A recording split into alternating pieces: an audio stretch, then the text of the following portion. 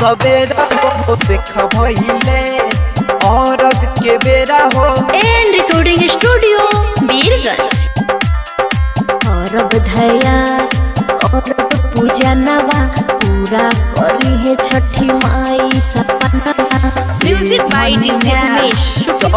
सवेरा हो देख भइले औरत के बेरा हो। ए धनिया चल सवेरा हो देख भइले औरत के बेरा हो। रउए सैया पहंगी सजाई चली घाटे माथे दौरा उठाई।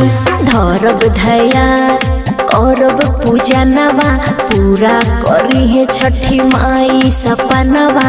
होला पूजन गंगा माई के घटिया करब गोहर हमहू भर रतिया। छठी मैया जय जय मैया जय छठ मैया जय जय मैया जय छठ मैया। बोला बोला छठी मैया की जय। Recording studio Birgunj. Music by DJ Ramesh. सवेरा हो देख भइले औरत के बेरा हो। सुख दी है कोटि दुख के समैया। सुख दी है कोटि दुख के समैया। रउए के जो है गुण गावे तिवैया। महिमा राउर जग में महान बा रउए के पूजत दुनिया जहान बा।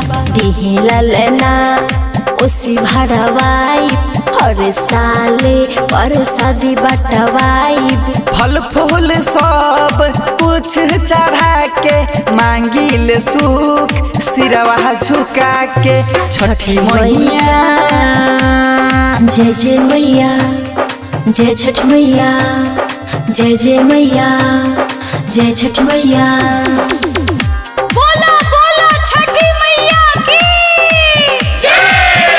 Recording studio Birgunj. Music by DJ Ramesh.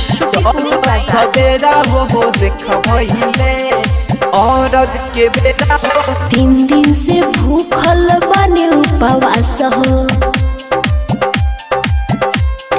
हाँ 3 दिन से भूखल बने उपवास हो। जेके सागर लगैले बाटे आस हो।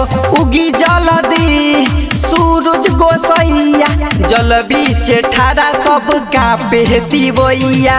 होखी उघार औरी ना देरिया लेहे अरघ दिन नाथे सबेरिया। घर घर होला छठ के बरतिया लागल बा भीड़ गंगा माई के घटिया।